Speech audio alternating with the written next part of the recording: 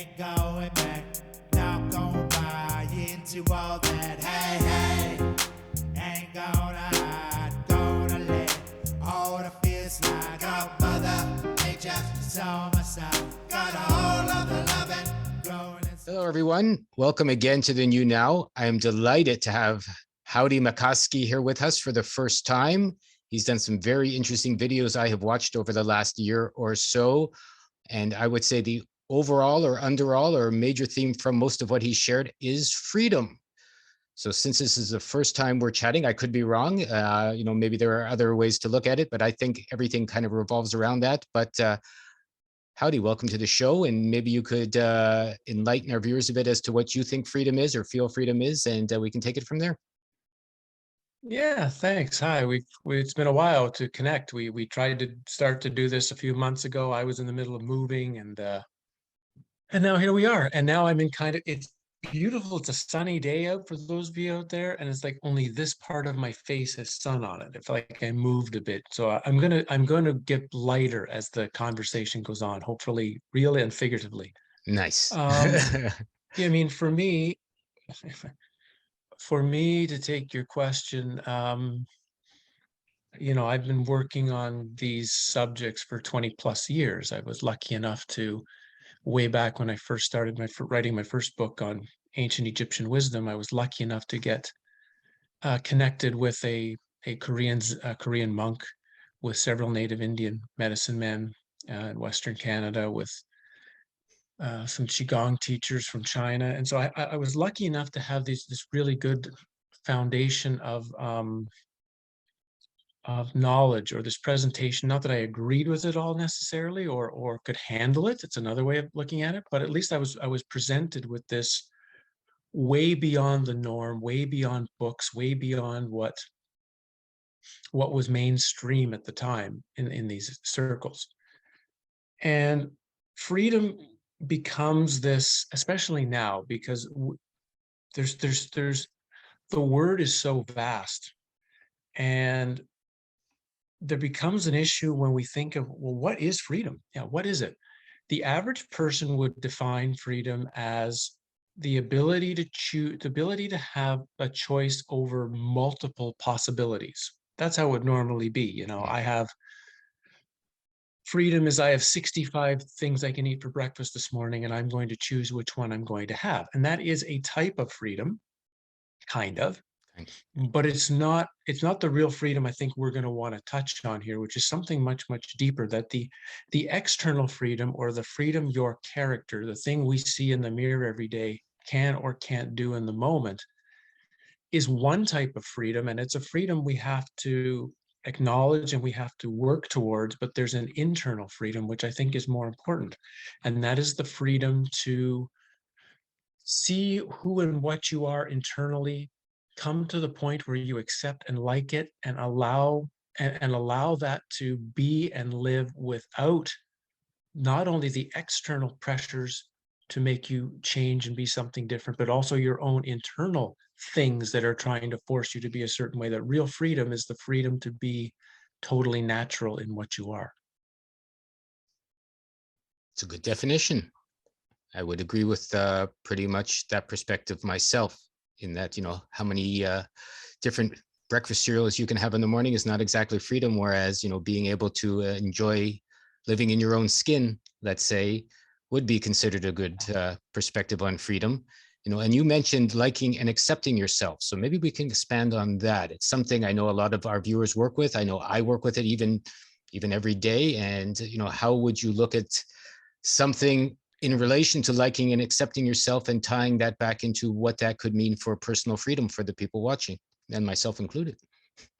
Yeah, and of course, it's so challenging when we're talking about this, because we can't ignore what's happening in the external world. Like, we can't ignore that as a collective, the external freedoms that we think are like our birthright are being restricted, taken away, being controlled, being pushed around in a sense. And what's been difficult for me in this process, and your viewers will start to see, I do answer, I will answer his question eventually. It's like I have to sort of take a roundabout always to get to it. And that is the so-called spiritual community or the so-called self-help community, the people who for the last 20 or 30 years have been like a guiding force as to how we should think, how we should be, what's a optimal way to live. Here in the last 2 years, they've disappeared. Mm. At the very time when the people talking about truth and freedom and pathways to it, at the very time when they should be speaking the loudest about what's going on. I mean, they technically should have the least amount to lose, because if you're really about truth, if you're really about speaking what is true, then you shouldn't have fear in what you're going to have to present and say. And literally, I think 95% of this so-called, I don't want to classify them all as gurus. That's a really easy, label, but the people know what I mean. People who've had some sort of influence over others in their day-to-day decision process, as you might say, of how to live, how to be, what's me, etc. They disappeared. And what that's told me is that, if they can't see through the biggest lie in pretty much history now, can we really trust anything they've had to say over this time? So the good news we have, the really good news through all of this for us, if we're talking about freedom, is that the realization that the last 20 or 30 years of, we'll call them exercises or ways to live or ways to be, are obviously no longer relevant now. And we are actually in the process of creating the entire new formation of what you might say, what is human seeking, what is human understanding, what is human, all of it is we are the ones right now creating what might be in the next several hundred years. So that's the good news. So to finally get to Lorenzo's question, which is this how do you begin to like yourself?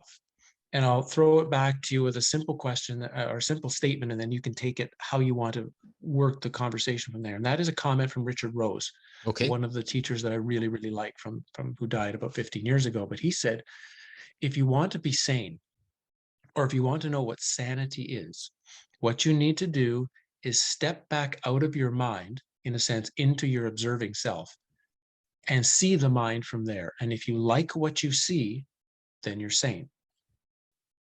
Very simplistic definition, but it has 1,000 connection points to it. If you can be like in your observing self, see your mind and like what you see, not think it's perfect, not think you have to fix it. It's more that you can see it and like it, all of it, then you're sane. Interesting. Because that's the thing. If we truly see our whole mind completely, are we going to like it? How much are we going to dislike of what we see? So do you mean if you step back out of your mind and watch yourself from a dispassionate position where you're not thinking? Or do you mean when you step back, you're looking and you like what's in your mind? Like for me, they're not the Yes. same.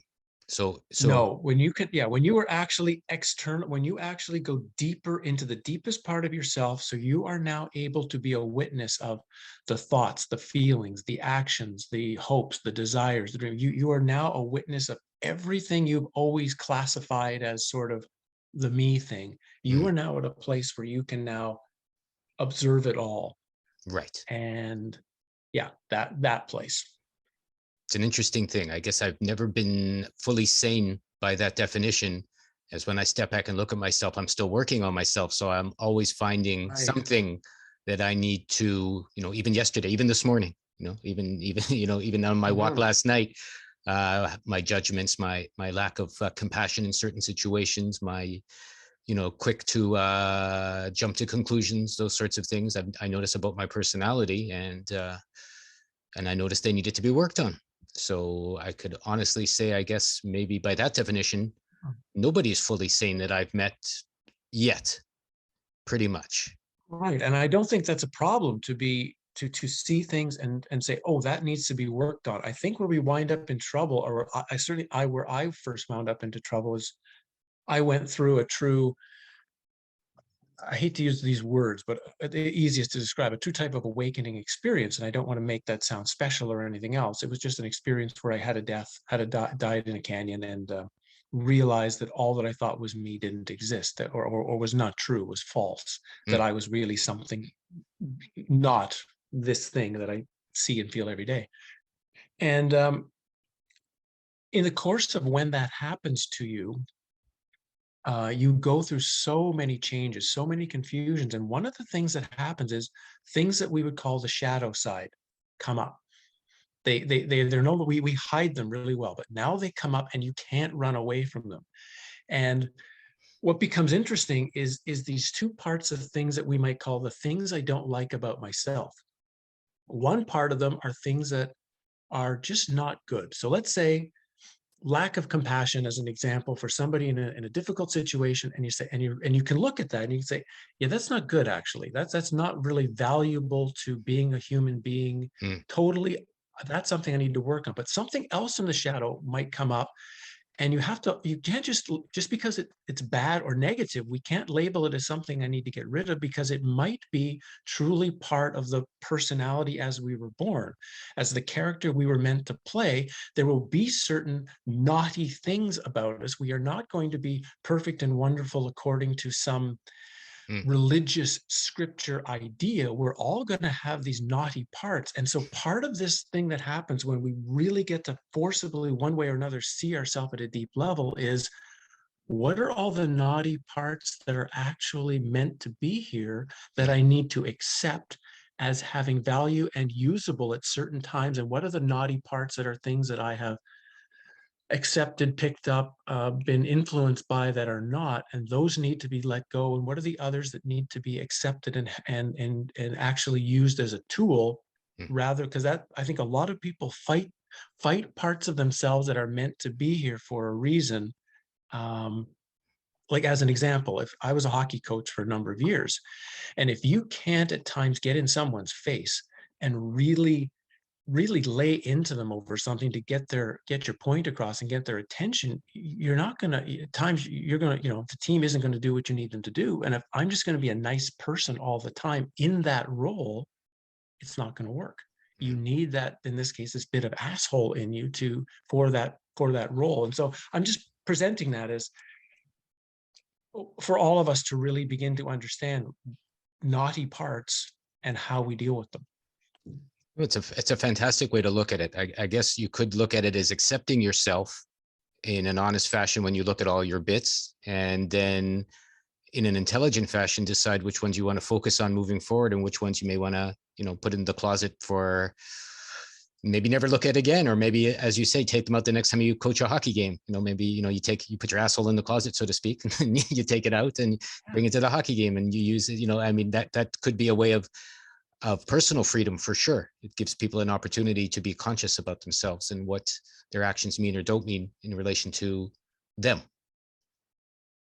That's also a good description. Personal freedom, which is the ability to see, Castaneda would call it your island of the tonal. Everything that is there that is truly a part of you, not things that have been added from the outside world. Like so much of our world, and we can get into this too, what actually thought is and where it comes from and how it is formed, and etc. But when you see the things that you could classify as, okay, that's me, this is my island. The problem is we've landscaped it. Certain things are meant to be here, certain things are meant to be here, certain things are meant to be here. But in the course of our life, everything's been changed around. The things that are meant to be small have become big. The things that are big have become small. And we are this conglomerate of stuff, but not properly, how did he describe it? Landscaped. And our job really is not to remove the stuff per se. We're always trying to fix, remove, get rid of it, as opposed to just figuring out almost like, what's the volume level all of these things are supposed to have? What is supposed to have a volume of 10 and what should have a volume of 1?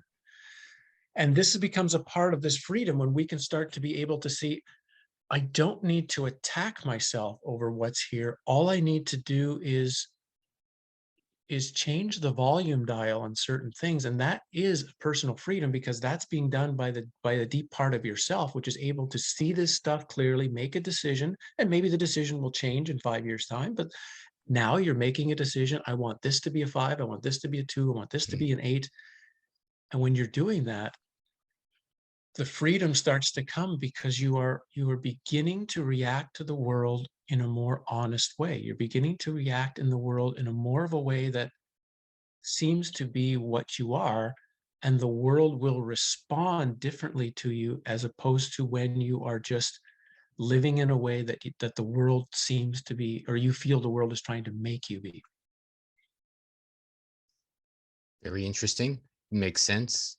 You know, if we're talking about Don Juan, I'm paraphrasing. I remember a quote from one of the books that, you know, our personality is already set by the time we're an adult. There's nothing to change. You know, the difference being someone who wants to be free, or as he said, a warrior, is trying to change anyways, knowing it's never going to change. But it's the effort of maybe playing with the volume, or playing with the gain, or the treble or bass, so to speak, that will allow you. So how do, like, I fully agree. Now, how would someone begin that process for themselves? Like, you know, how would you look at yourself and start to accept, like, let's say you've always hated your desire to be in charge, let's say, for whatever, in every circumstance, and yet, you know, you got to look at the positive and the negative of that, I would say. I would say the first step before even all of that, that's something everybody can do, is a very simple exercise known as taking an inventory of your mind. And how I would recommend doing that is, over the course of about, say, 7 or 8 days, try to set an alarm if possible somehow. If you have ability to set an alarm, but not on like every 30 minutes or 1 hour that fits on a clock, 4 o'clock, 4:30. Instead, maybe you'll do every 45 minutes or something, but you start it at 4:03. So it's going to be at weird times of the day. And when that alarm goes off, whatever you're thinking, and it doesn't matter what it is, good or bad, you just mark it down in the notebook. No judgment, no nothing. You're just marking it down. And you go on. And then 45, oh, what was I thinking? Goes down again.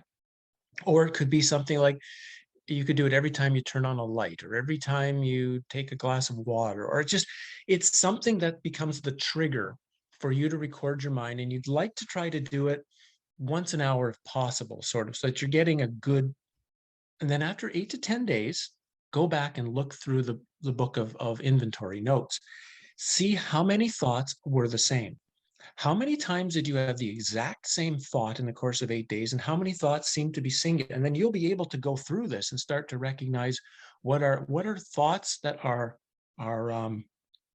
continuous, and what are thoughts that seem to be like a one-off. I never have that thought. That was just freak luck. So by doing that, we're starting to get an idea of how we think. Once we start getting an idea, at least, of how we think, actually, because we believe we know how we think, but we really don't. When I did this the first time, I was shocked. I was like, this is what I think in the course of the day? Really? Why? Why would I have this thought 10 times a day? This doesn't make any sense, because I'm not willing it to happen. Where is it coming from? So it begins this process of asking, well, yeah, all of these things about me, where have they originated? Because if you said somebody who, hates a certain desire, for example, or a certain feeling that they have, really the first step in how do you deal with it is track it. Track it back to how far can you go back with that to find out when it first started? Because there must have been a time in your life when you didn't have that desire, you didn't have that problem, you didn't have that issue. So can you take it as far back as possible to find the origin? That would also be, in Castaneda terms, this idea of a recapitulation, but that's a little more than people need to do. But that's what you're really looking for. Can you track some of its origin? Because then you can start to see where it started and how you've built it. Because when people try to stop something, they don't realize it's got like a train, it's got a momentum behind it. And you can't just initially stop it without, in a sense, taking a lot of the fuel off the fire that's getting it to run first. You've got to slow it down. And by slowing it down comes from knowing its origin. So how would that slow it down? If, let's say, the first time you found you were helpless when you were 8 because your parents brutalized you, hypothetically, made you do something you didn't want to do. So, you had the feeling at that point of being helpless, and then that kind of carried on with the rest of your life. Yeah. Okay. So there's a really good example of something that, what would happen then, I can speak in my case, for example. So my father stole all my money when I was like 20 years old, right? And I wound up unable to go to university. And so because of that, going forward, I had a really difficult time in just dealing with money. Hmm. Because anytime someone tried to give it to me or was on a point of getting some, my initial thought is someone's going to steal it. That was now hardwired into my system. It's just going to be stolen anyway, so why do I want it? Hmm. And it's better to be like, a homeless beggar on the street, because then you have nothing to get stolen, right? So over time, as you begin to backtrack this thought pattern, when it comes up at the beginning, all that's going to happen is you're going to recognize, wait a minute, I know where that comes from now. Hmm. That comes from this initial event. Okay, that's not going to change it. It's still going to be there and it's still going to be affecting my life. But at least in stage one, you're getting this sense of, okay, at least I know where this comes from. And then once it happens a few more times, you can start to say, okay, what is a way to work with this so that that's not affecting me anymore? And again, it'd be going back to understand how, and it's usually, it's not the experience, right? It wasn't the experience itself that created this weird, in this case, this money thing in my life. It was how I reacted to it, or the structures I built around it. And it was the realization of then, okay, what are the structures I built around it? What are the things I've come to believe about it? So see, it becomes a whole internal work. It becomes a work of unraveling your own self and unraveling how you've been built, which nobody really wants to do, right? People want to do mindfulness and being in the now, as long as it just means being really peaceful and staring at the world and being really alert to what's going on. And that is useful. But the real usefulness is in that state. Okay, this is what I'm feeling and I don't like it. What does it mean? Where does it come from? How did I build it? And as you go through, and it takes time, it's not something that's going to be overworked in a long period of time. It's going to be unraveled. The other way around it, so there's a second way of going about something like this. Let's pretend, give a different example. Let's pretend someone's very socially shy in public. Someone that feels it's very difficult to converse with other people. So one way you can get around that is, you're going through and you're tracking back, how did that start in your life? And of course, part of it can just be, that's just how that's your natural state. That's just how you were born, how you were put together. And there's nothing wrong or right about it. That's just part of who you are. But a way of dealing with it is then to be George Costanza and do the opposite. So to take an exercise where you decide you're going to go out and you are going to pretend, you're going to become an actor, you are going to become, what would it be like to be the most socially open person in the world? Not because you're trying to actually become that necessarily. You're just trying to experience it and see what your mind does when you're acting in such an opposite way. Because normally what will happen is you will find the biggest thing that will start to happen, the mind telling you, you can't do this.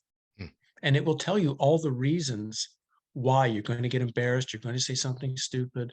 People are going to look down on you, this, and it'll start remembering events. And all of a sudden, just by attempting this strategy, even though you may fail, it might be really painful, what you're going to learn again is how the mind has constructed itself into creating the situation that you currently are in. And that's what this is all about. The more you dig into understanding what the mind's techniques are, because the mind is just a series of techniques. It wants you to constantly do a certain thing, and it always is throwing out, but if you don't act that way, look what's going to happen to you. And you miss them. You don't notice that, or it's become so habitual. It just reminds you, oh yeah, I better keep doing what I always do, because then I won't have to deal with this mind thing. So that would be my suggestion for people, is ways to start actually unraveling the mind. These things can be fun, but they can also be very, very, even though simple, very difficult for yourself, because you're going to see more and more parts that you don't normally see. Right. Would you say sometimes in a situation like that, perhaps they get conflicting advice, so they can look at, like where it happened, like let's say like at the beginning, they weren't shy in public, but maybe one time somebody called them fat. That's happened to me, or short, or whatever, and then, eventually that sticks with you, like you said, your whole life. And maybe you always heard that other voice though that said, whatever, go do it anyways. I mean, how would you, like another part of this question, I would say is perhaps you have two voices in those instances, or two suggestions, I guess, the good devil and bad devil. Like, what would you suggest to people as to maybe that technique and how they could pick that up for themselves? The best suggestion I would be is start to get to know the sound of your true mind. Hmm. So the thing that we were born with, the thing that is uncorrupt, because mind itself or thought itself is not bad. It's not evil. It's got an important purpose in this reality. The problem is, if, let's say we can call it, it's been hijacked or it's been taken over by a different mind, a sort of parasitic entity that we've learned to listen to completely and forgotten the true mind. But it comes up every once in a while. When you get a really inspirational thought or something really clear thinking, or just a complete knowledge of your situation without knowing how, try to acknowledge, what did that feel like? What did that sound like when that clear thought piece of information arose? Because it'll always just come up, it'll show itself to you, and it goes away. As opposed to, then you'll have to notice the other thoughts come up and they link to something else, they link to something else, they link to something else. They're kind of a constant looping thing. And once you get off one loop, you'll get on a different loop and it'll just link to another loop. But when you feel these real thoughts, I'm sure you can relate to this yourself, these things that have been, we don't even need to say profound, it's just clear. It just like, it comes up, there it is, and it's gone. It's just, either you caught it or you didn't. And my suggestion would be, know that, or at least feel that that's a possibility. Because again, who am I, right? I'm just some guy talking to you on the internet. Don't listen and believe what I say because I'm saying it. I'm just sharing my personal 20 years of plus of experience, but that doesn't mean you should believe it. In this case, okay, this guy's suggesting the possibility of a true deeper mind and things that are, maybe I'll just look for that for a few days and see if I notice that. Don't believe it, but use it as a possibility. Like, have you had things like that where you've noticed these pieces of thought come up that are just completely different from your normal thought, and how are they different? Well, one of the interesting things, like now that I live in Japan and I've gone back and forth quite a bit, is I remember reading an article related to this, and may have even been in a Castaneda related interview or someone around that kind of group, that when they asked Japanese people, old style Japanese people, not current ones, maybe 100 years ago, where they thought, they pointed to their stomach. That's where they did their thinking, not their head, right? And then they pointed to the North Americans, and the North Americans would go, so I've heard we have a second brain in our guts, your intuition, your gut feeling, would that be one way maybe you would feel they could start to tell the difference, maybe the origin of those thoughts, so to speak, bodily speaking? Yeah, that's a really, I mean, it's an, because I do the same. I feel a lot of thought in my lower region. And not just like we say, oh, when we have a fearful thought, we notice it in our stomach or something. Kind of all thoughts, I kind of feel them often there. I just did an interview recently with Amara Strand a few days ago, and she talked about, because she feels she can see thoughts of other people, that she can see others' thoughts or most of their thought. And she said that's because most thought is not actually inside something you think of your mind. It's actually just, it's in your energy field. The thought is actually external to what we think of as us. And so because of that, it's not really ours. It's like, it's just coming almost like you might call from the field. And we're like an antenna that's picked up a thought that we have then chosen to label mine. And normally these thoughts we pick up from, like, you almost think from central radio station, are just junk. It's not any kind of radio station we want to listen to. It's just junk. And so we think we're having these private thoughts, but it's like someone like her says, I see them. I know exactly what someone's thinking, except when it's a true thought. When it's something that's from their own deepest mind, it's not out here. I can't read it. I can read that they're thinking, or I can read that they are in deep contemplation. And then if I'm interested, I would have to ask, wow, what are you thinking about? Because I have no idea. But like she says, generally, 95% of the time, she knows exactly what people are thinking, because it's not here and it's not here, it's here. And so her suggestion was, can you learn to start feeling the space around you as well? So not just trying to feel what's inside me directly, but this space kind of around us, and start to notice what's in that. What's in this sort of cloud that exists around us, because then we can start to actually begin to determine if this is true. Then we can start determining sort of like thoughts and things are coming from here to here to here. If we catch them here, if we can catch them and discern what they are, maybe we won't choose to allow them in. We'll keep them in the field and eventually disperse them. Because at least I can speak for myself. After my experience in the canyon, after I had the death experience, for about 3 months, I didn't think. Literally, like I actually, if I would actually try to sit down and think about something, I couldn't. There was only this space of just calm awareness and information. I would call it information. Information would come up, or ideas would come up that needed like attention, or needed me to sort of pay attention to, or think, or not think about again, just acknowledge. But the apparatus then to contemplate, well, what does that mean? It was like it wasn't there. And same thing when I was going through the actual moment of death, there was no thought. Like the thought was completely gone. And I realized in that moment, or maybe after the moment to look back on it, that here was the most critical time. I'm like 1 or 2 seconds away from actual death, and there's no thought. So how valuable is this so-called thing that I take so seriously, when you would think when you would really need it, it's not there?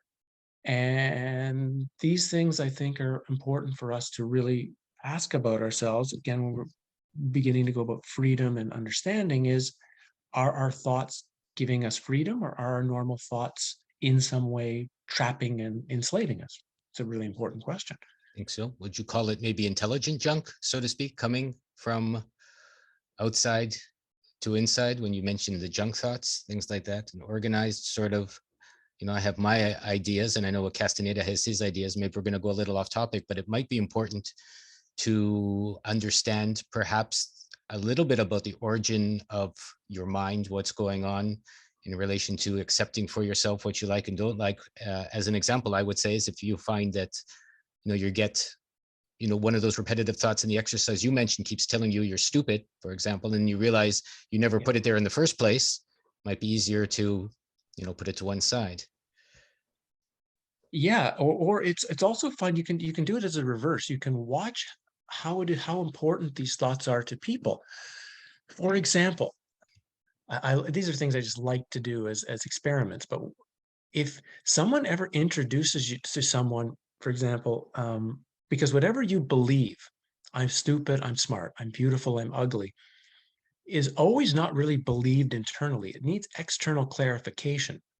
You will always need something external to you reminding you that the world, yes, if you think I'm stupid, you'll need to do things that someone will respond back, hey, yeah, you're stupid. So a really good example is, someone introduced me once to somebody and said, oh, I'd like you to meet my friend or whatever. And she's standing right there. Isn't she beautiful?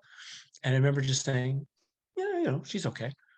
And the look on this woman's face was absolute. I mean, I didn't say she was ugly. I didn't say there's anything wrong with her. I just didn't necessarily agree with that she's beautiful. And the response internally was just rage. And it would have been the same. This is my friend. Boy, she's ugly. No, I think she might be okay. Internally, you might get this. I mean, some, of course, will go, oh, it's nice to hear something, something I don't feel that way myself, and someone's acknowledging something different. But also you'll be this, wait a minute, that's how I define myself, and you're not following my definition. Something is wrong. You will see this. It's one of the biggest reasons when somebody's changing, it's so hard to go back and see your parents, because your parents are the ones who almost, in a sense, built your box. They have the structure of you in mind, and as soon as you try to be different, they are going to try to hammer you back into, no, this is the person you are. And the same thing with the people who've known you the longest. And it doesn't mean like avoid them or don't go there. It just means if you're making a change and you're becoming different, you're transforming, every time you see the people who know you the longest, they're going to be likely the least resistant to the change, because they know who you are. Mm, and they don't like when you're being different. I've had that experience so many times. for So sure. bizarrely, sometimes if you're really transforming, it's best to spend time with people who don't know you at all, because you're totally free to be who you want. They're not judging you. They're just seeing what's being presented because they don't know you. So would liking then and accepting yourself, would part of it be being ready for major changes in your life? I guess you would say, would that be part of freedom? I mean, new people come, new people go, jobs come, relationships go, etc. Would that be part of what you might recommend to people if they're going to? Sure. We came back to liking and accepting. Like, how are you going to do that? Look at right now. Look at the last 2 years. The people who have been able to, in one way, deal with it, handle it, um, not get overwhelmed by all the stuff that's been going on, to have stayed somewhat sane in the process, and been able to make what we call them decisions on who they are and what they want to be. That's just in itself. That's a sense of freedom. It means that as things change around you, you don't have to automatically change with them. You can determine that as external pressures, because that's pretty natural to our world. Our world will give us change constantly. Mm. And if we're going to be constantly just moving like a leaf in the water with the change, that's not free. The leaf isn't free. The leaf is just following the water.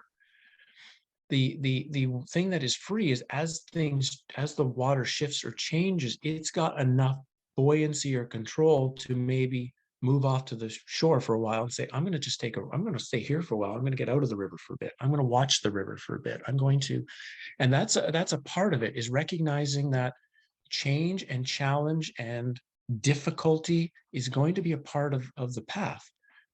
I don't think anyone who has really gone to a deep place of any understanding has ever done it through happy, joyous moments. Those have been nice places to visit, and those have been nice plateaus of healing. But the real things that get you to have to go into the deep questioning have always been some form of tragedy, some form of difficulty, some form of suffering. And that's just a part of where we are. And if we can acknowledge that and say, when the trauma, we don't need to make it happen, it's going to happen. And as things get difficult and chaotic, that becomes, for those who really want to go places and transform, that's your doorway of transformation. The doorway is in front of you. It now becomes, how are you going to use it? How are you going to use the challenge and the chaos to go to a much more deeper or a much more elevated kind of knowledge than what you had before? And that helps, I think, people, because everybody's going through difficulty now. In the last few years, everyone's affected. But I also think the doorway to possibility and the doorway to knowledge and wisdom is greater than it's ever been. As things get more chaotic, the possibility for you out there is greater because of the speed you can transform if you're serious. I would agree. I would think perhaps people have to or are being forced to let go of what they took for granted, and even to the point of being locked down, locked away, forced to face themselves and look at themselves and become more self-sufficient in their own choices without looking for outside, corroboration that it's good, bad, or what have you. Could be everyone's asked for this craziness, in my opinion, so that they get that opportunity to, if freedom is your natural state, then maybe the world is always trying to help you. Part of testing freedom is what do you do when someone tries to take some of it away from you? How do you respond? If you just let it go, then you never really had the freedom in the first place. If you're going to find your way to hold on to it, and whatever that means to you, then you own some of the freedom somehow.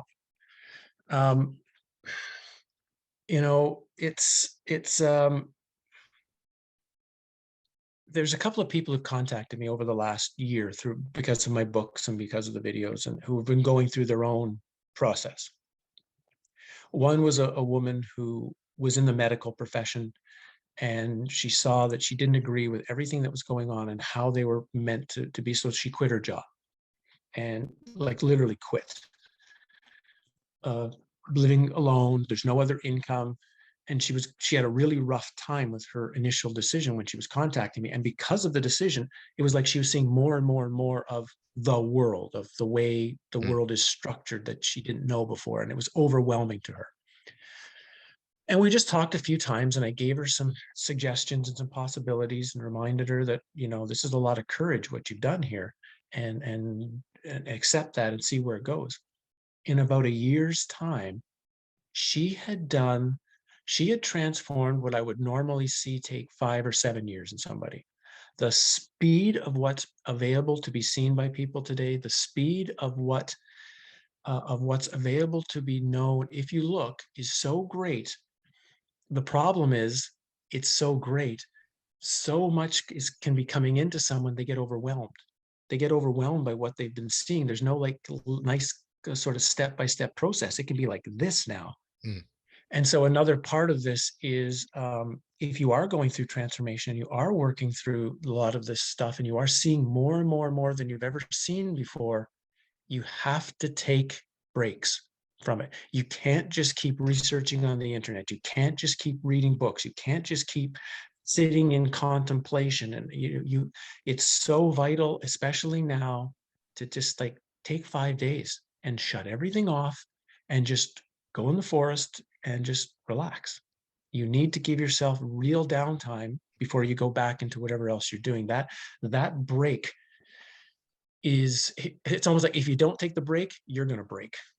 And I've seen that with a lot of people. They've started to have breakdowns because they've been doing too much of trying to understand everything without this period of rest and recuperation. What do you think the break will do for them? What do I think what? The break will do for them in relation to the challenges. Like if they take that rest and they go to the forest, they take 5 days away, how will that benefit them? It'll be different for everybody, of course, but the general suggestion would be, one, it will calm the nervous system down. The more you work on things sometimes and take in the craziness, the nervous system just gets so revved up. And if the nervous system gets revved up, then you're really not functioning optimally. And so one of the biggest things is just to be functioning well, to be functioning in an optimal state. And sometimes just a couple of days, just spending most of the day sitting by a lake, not really doing too much, is enough to just get the nervous system back down. Okay, I'm back into that. Another part of it is, again, just it's the idea of what's qigong for, or what's yoga for, hatha yoga for. And it's, the average person that says, well, it's to be healthier, it's to be more peaceful, it's to look better. And of course, you and I both know that really that's just the first step of like Taoist alchemy, or the first step of the Hindu alchemic transformation, which is you need energy for the work you're going to do. You need to have energy stored for the process you've got to go through. It's going to take a tremendous amount of energy to go through really the barrier of death and all the things that it means. And if you're not energized, you're not going to make it. And so really that's just, all of that is step one to the next process. And if you don't even know it's a process, you're not really going anywhere. You're not doing much. So it's the same. So when I would throw in what's the rest for, it's similar to like, what's really qigong for? It seems like you're not doing anything, and it's a practice to store the energy, clean the body, get it flowing well, so that you then not just go on with your day. Now you take that into your exercise. It's like, what's meditation for? For me, meditation is not a place of peacefulness. Meditation is a place to slow the mind down, become really clear and active, so you can take that active mind into your real practice. Meditation is the warm-up to what you want to do. It's not the actual practice itself. So the rest period can be seen as this recharging point, so that you can take it back into the practice you're going to do, or you are in the process of going through whatever that is, with more energy, with more clarity, and less likelihood to get knocked over, you might say, by something external that surprises you. Makes sense. So being honest with yourself would be, let's take this back a little bit towards, accepting yourself, liking yourself in relation to being free, because I know we've touched upon a whole bunch of interesting points that we could talk about for hours. I've left some of them alone on purpose so that we can stay on topic. But so liking yourself in relation to freedom, it's pretty much, I would say, or what would you say is a first step, because you are that vehicle traveling through this reality. And if you don't like your vehicle, maybe you've already lost the game of getting to freedom, if that's part of a definition. I mean, you used the word honesty, and I would throw two words out there that I think are important for people. One is honesty and one is commitment. I think those are two really important words. Honesty meaning that the most important person, of course, you need to be honest with is yourself. You don't necessarily need to be honest with the world all the time. There's some that say that, you should always be honest. Do you like my hair today? And you should always tell them. I tend to do that, but not necessarily. You have to, but if you're not being honest with what you're feeling and what you're thinking inside, with what you really want, what you really don't like, then you're already at a core of, then you're not free, because then you're operating on something else's wishes rather than, but this is truly what I really want, and being okay to say, this is not what I want to do right now. I want to do this. I'm sorry. This is how I want to be right now, and acknowledging that. So that's one, I think, that's really, really important. Learning to be honest with, which is hard. I'm still working on it. It's so hard because so many times when you feel the honesty part comes up, something it's going to conflict with someone or something in your external world. There's going to be an instantaneous conflict, and you're like, I don't want the conflict, but I need to be honest at the same time. What do you do? And it becomes a real work in progress of learning to get more and more comfortable knowing that if a conflict comes from your honesty, it'll often have a better result than a conflict that might come at some point because you've been lying to yourself. At least when the conflict ends one way or another, you can at least look yourself in the mirror and say, well, at least I was honest. At least I don't have a second layer of guilt on top of it from whatever else came of it. The other is commitment, and this helps the honesty process and helps us getting comfortable with ourselves, which is every time you say you're going to do something, you do it. Simple as that. From anything. So if Lorenzo and I say we're going to have a meeting today, and I haven't been feeling the greatest for a couple of days, but it doesn't matter. As soon as I said we'll do this, we'll do it.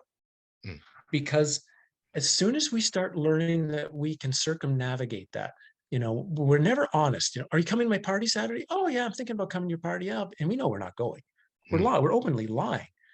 And so we're constantly doing this. We're constantly lying externally, as opposed to saying, as soon as we say yes, we're committed.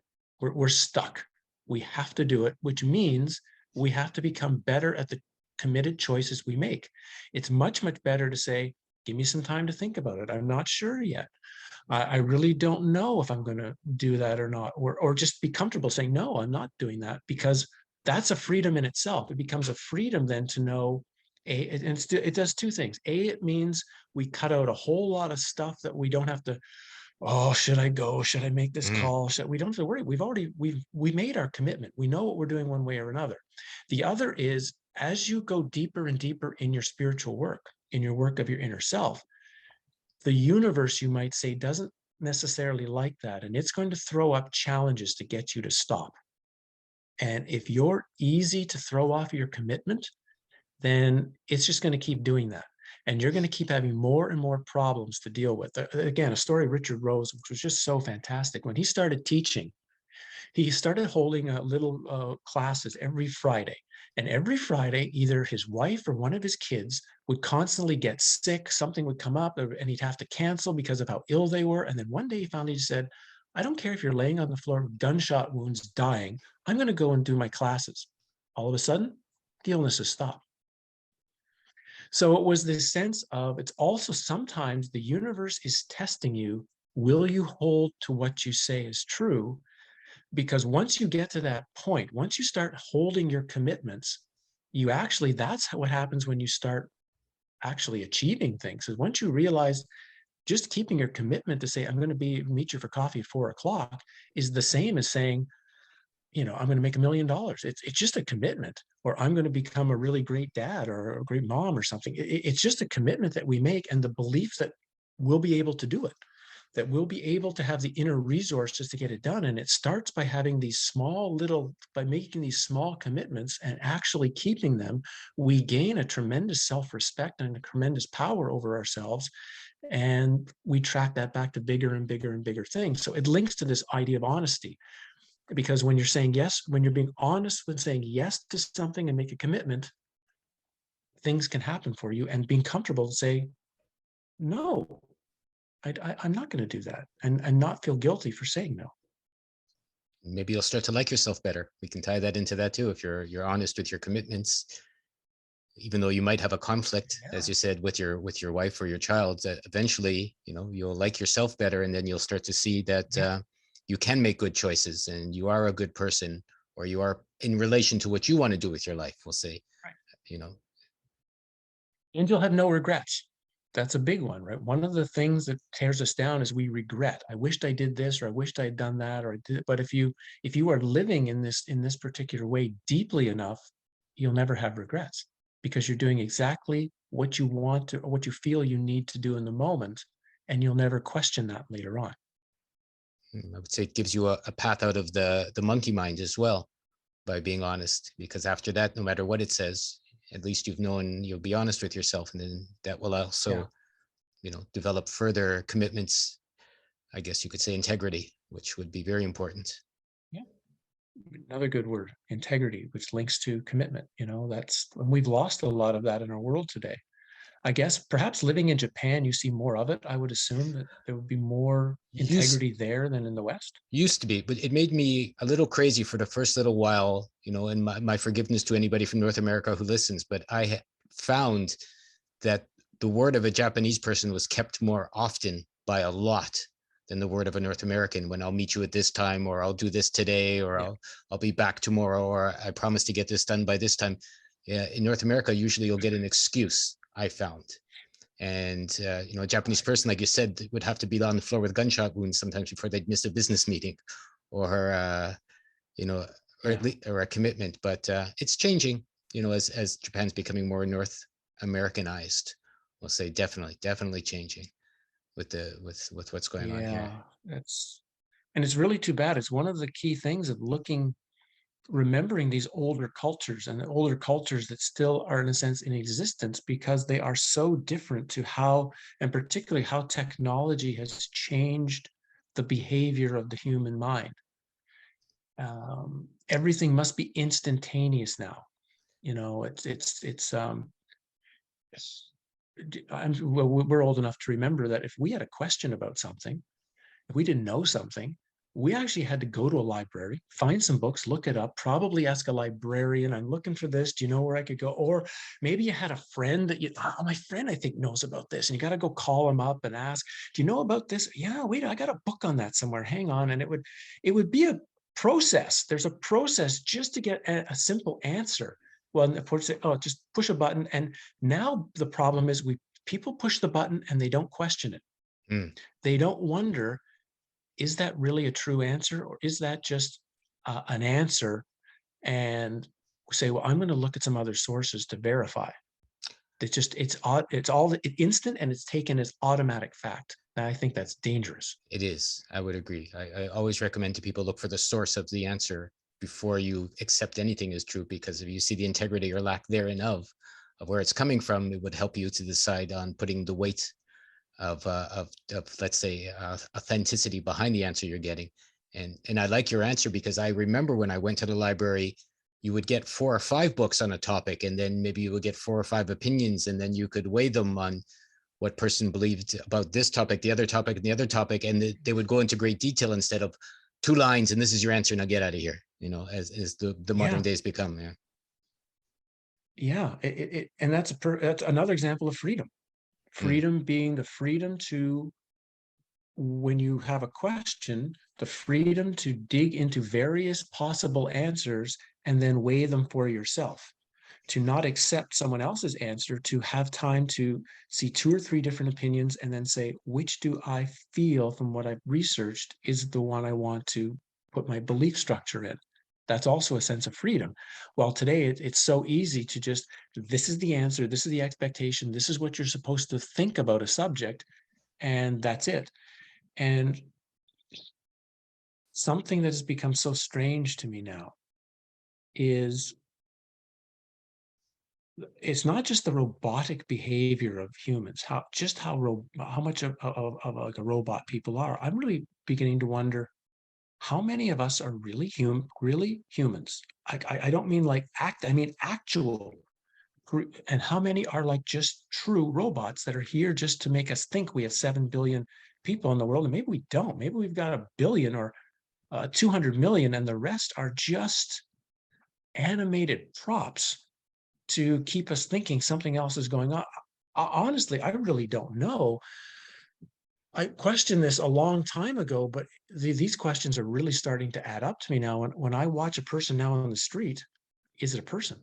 I'm not sure. I would agree. I think it goes back to even Don one, which you mentioned, the dreamer and the dreamed.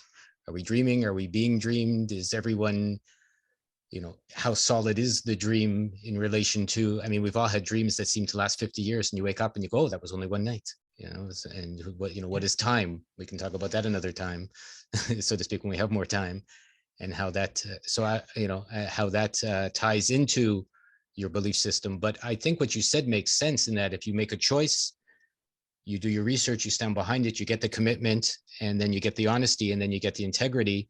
And whether it's a good choice or a bad choice, at least it's your choice. And then that would allow you that sense of freedom. I'm looking to tie it back into what is freedom. Freedom might be, Right. Still, if we had to simplify it simply, it's the ability to think the way you want to think, feel and believe the way you want to feel, and later on, like in 5 or 10 minutes, you were comfortable with that feeling or choice. Like it's easy to say, oh yeah, I want to be a jerk now, or I want to be, and that's freedom. But maybe 10 minutes later, well, I wish I didn't do that. So it's a combination of the two. It's the ability to have this inner world the way you want it to be, and then X amount of time looking back on it, you're still happy with what was there. I think those two things are the absolute pinnacle of freedom, and then this external stuff is like a secondary bonus to it. It's the we can't always control the external world to have it be the way we want it to be, but what we can do is keep our inner world, at least for now, the way we would like it to be. And I think that's the best definition of freedom you could have.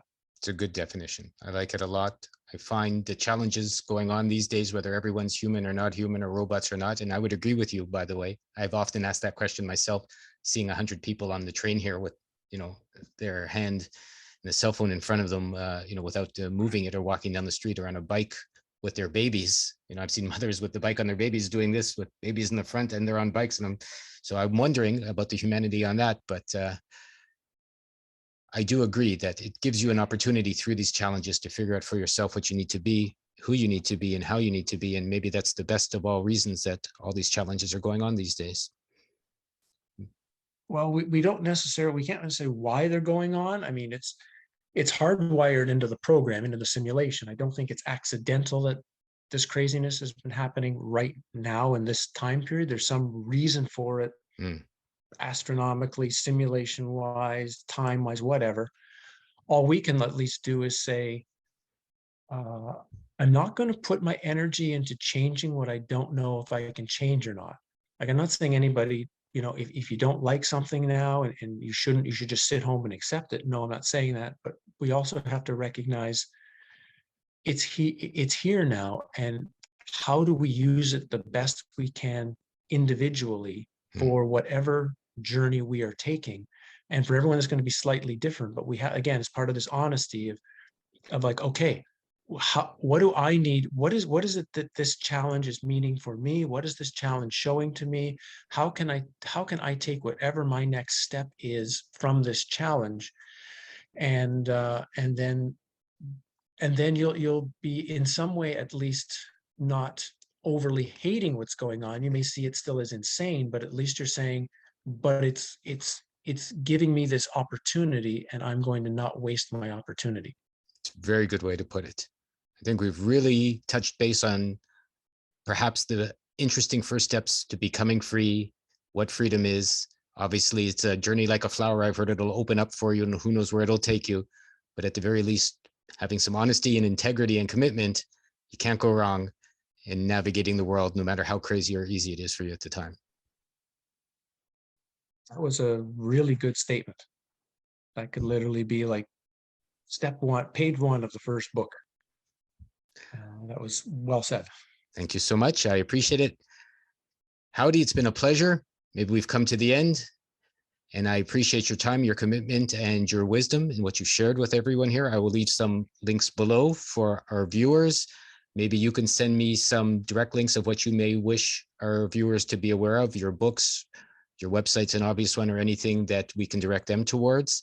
And sure, like them, if they have any questions for further discussions, I would love to do this again and explore some of the topics I've bitten my tongue on during the course of this last hour. I've got a bit of an indentation here, so we didn't get too far off topic. I think there's some more and some wonderful things that we could share, individually, alone, and together. Howdie, thank you so much for joining us. Thanks for being here, Lorenzo, and thanks. It was a really good conversation, and I always appreciate when things can be shared like this. It's fantastic. Thank you, everyone. I love you all very much. I hope to see you again all very, very soon.